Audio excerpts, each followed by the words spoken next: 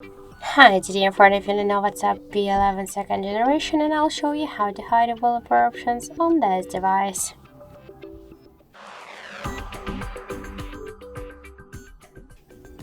So first let's open the settings application and then scroll down to the system section.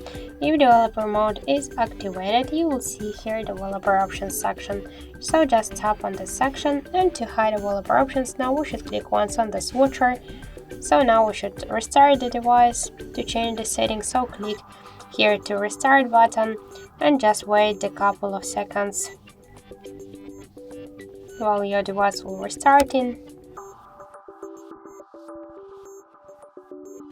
So now just let's open again the settings, scroll down to the system, and here we can see that developer options section is gone successfully.